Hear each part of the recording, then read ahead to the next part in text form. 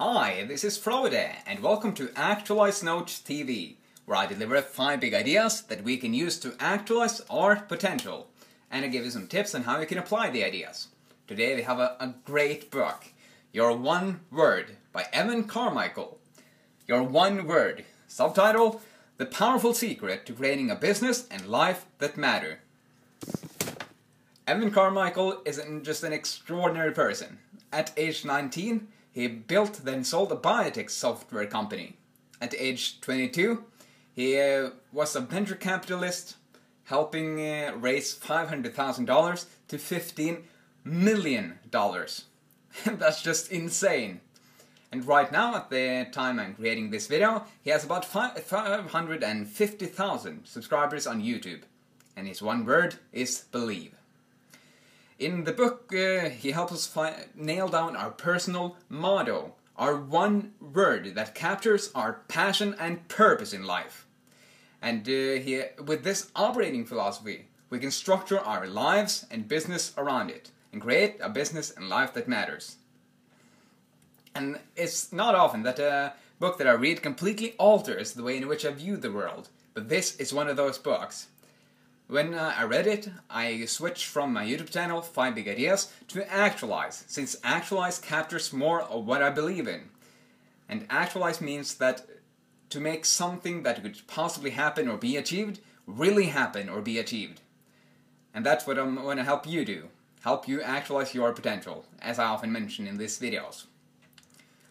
So, 5 ideas. Let's get started with the first big idea. The secret. The secret is really that there is one word that captures, that connects everything that's ever made you happy, and that's making you happy in your life right now.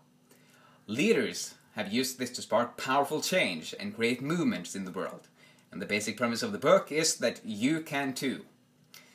Martin Luther King Jr. had equality, Oprah Winfrey had heart, Steve Jobs had impact, but until we find our one word, we will be trapped by the chains of mediocrity. And it all starts by finding the connection between what makes you happy and what makes you come alive, which we'll go more into in the 5th big idea. The 2nd big idea is core selling.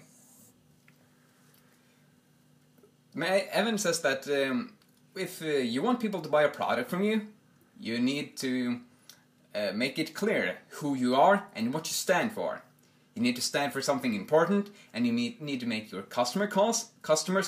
your customer's cause. And he presents 3 different types of selling. You have feature selling, where you promote the specific features of a product.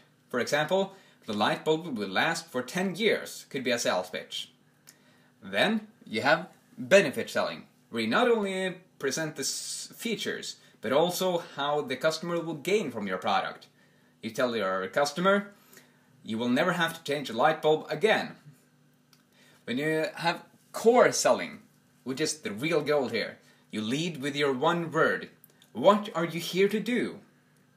And why is this so important?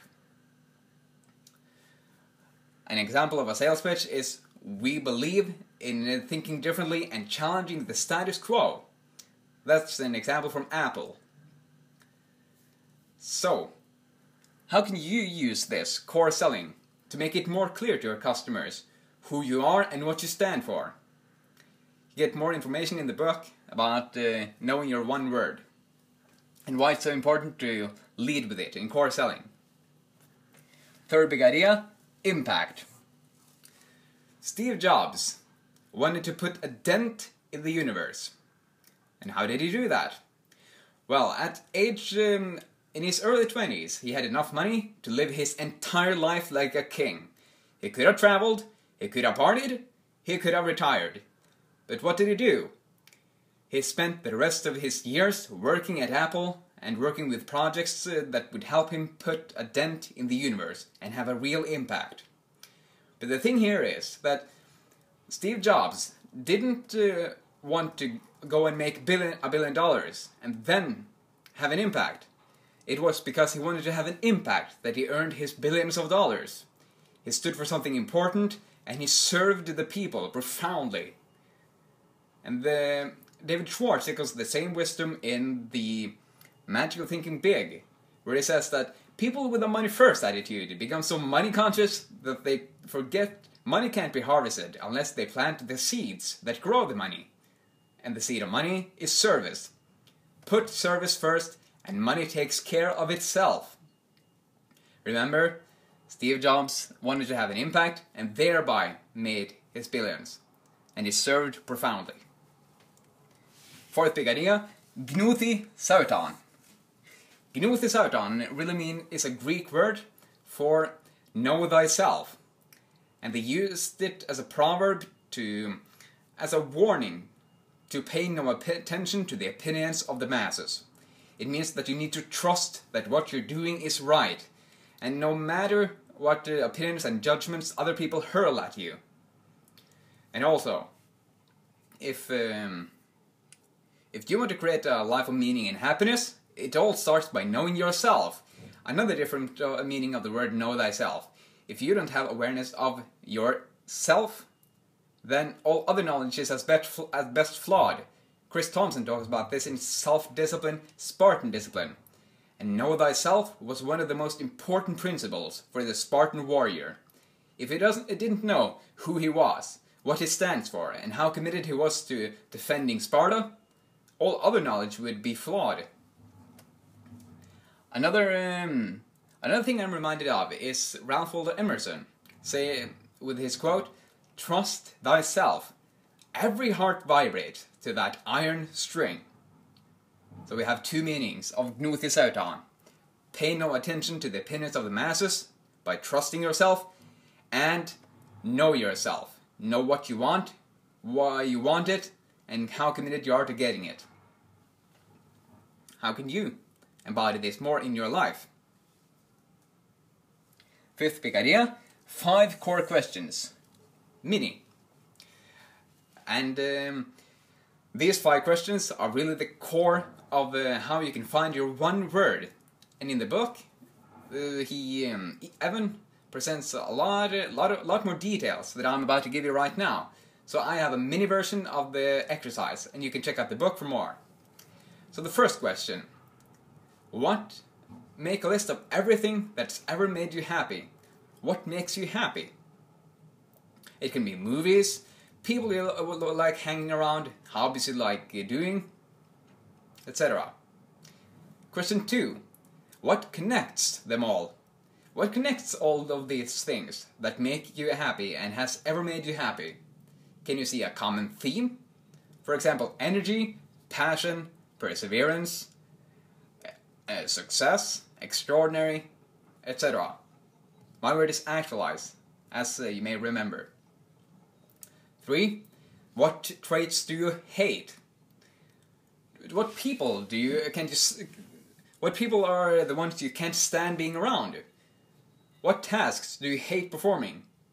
And what movies do you never ever see? And can you try to find a common theme around them?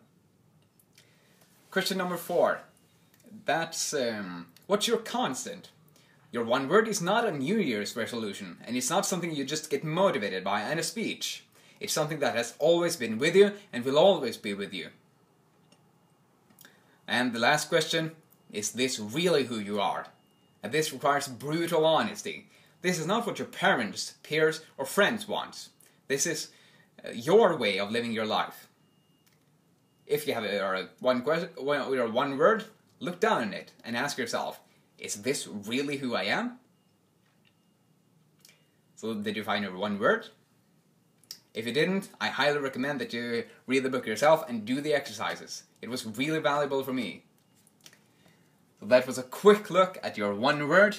But thank you, Evan Carmichael. Looking forward to our interview. What is the one idea that jumped out at you?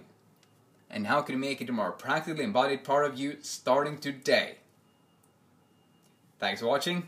Have another awesome day. See ya.